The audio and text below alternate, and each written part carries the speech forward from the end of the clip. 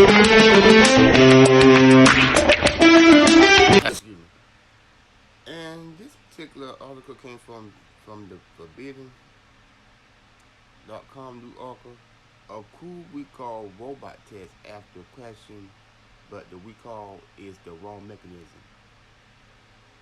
So they recover a robot car technology and previously worked on Google car team. So I guess it's some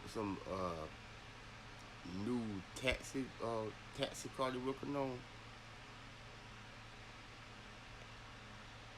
But at the end of the day, I still don't understand what these people are doing. But let me just let y'all listen to this audio.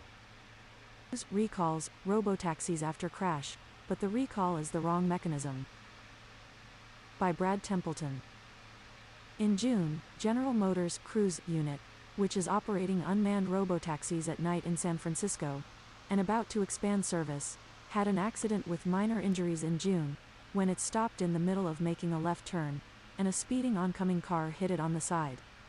This is interesting both in terms of what went wrong in the accident, but also in the way the software fix was termed a recall, at the request of the National Highway Transportation Safety Agency.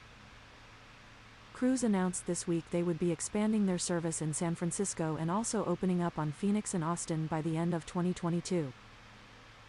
It is likely this is the first crash involving no safety driver, some fault for the driving system, and injuries to third parties, both passengers and those in the other vehicle. New details have recently been revealed on the event. About the accident. Cruise's vehicle did make a mistake, but the other vehicle was found, according to Cruise, to be most at fault, because it was going 40 in a 25 zone, and because it was approaching in the right turn lane, but instead of turning right switched to the through lane and went through the intersection at speed. Some details can be found in the CADMV report. No citations were issued, but the event may still be under investigation.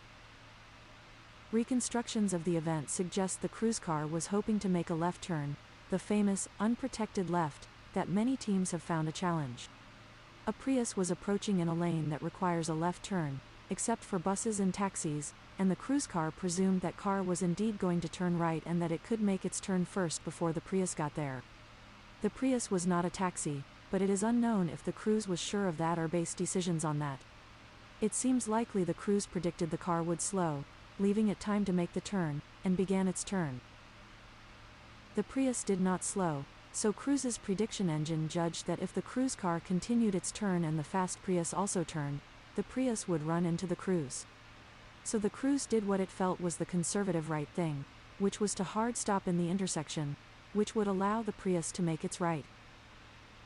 The Prius did not do that. In fact, it moved back into the through lane and continued into the intersection. One might presume it always intended to go straight and now may have been trying to avoid the car stopped in the intersection. It did not, and hit the rear of the cruise vehicle, causing minor injuries in both cars. Cruise admitted their software acted incorrectly in a filing with NHTSA, though blaming the accident on the Prius for its high speed and being in the wrong lane. The cruise bolt could have prevented the accident either by not stopping and completing its turn, or by not attempting its turn in the first place. Most robocars are conservative and not quite up for avoiding accidents by speeding up, as that can lead to other problems. Cruise declined to answer most questions about this event beyond what is in their filings. As the filing says, the car was in driverless autonomous mode, and Cruise confirms this means there was no safety driver aboard. Police reports say there were 3 passengers, riding for free, in the back of the Bolt, and one went briefly to hospital with minor injuries. There were 2 in the Prius who were treated at the scene. As this passenger has not come forward to the press, it may possibly be that Cruise offered inducements to this person to not do so. Cruise does not require NDAs from riders. Cruise stated this problem was very rare, and happened only this once in over 120,000 unprotected left turns. But see below to figure if that's good. 3 days later, they released a software update which they believe... Okay, I'm gonna pause for a second. So what I'm hearing so far, this was just a robot tax car that they was testing, and when they tested it, it looked like it didn't go so well. But my thing is, why would you want to come out with something like to try to test something like this anyway, or even try to come out with something like this?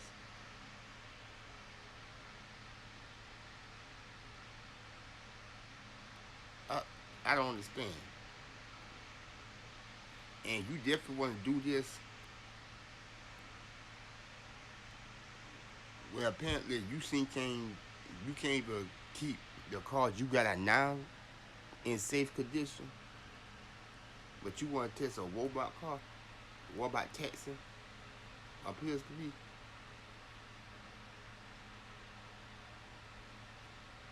I, I mean, some of this stuff I'm not really getting. I'm gonna play a little bit more of the article though. Fixes the problem. They admit that it is their duty to do more to avoid a crash, even when other road users are behaving badly, and that is a good philosophy. Most self-driving teams try to create situations with erratic other drivers in simulator and try to find every variation of them they can. This situation is surely in Cruise's simulator now, and also in the simulators of every other major team that read the news if they didn't already have it. About the recall. Curiously, Cruise described this particular software update as a recall, and filed an actual recall notice with NHTSA.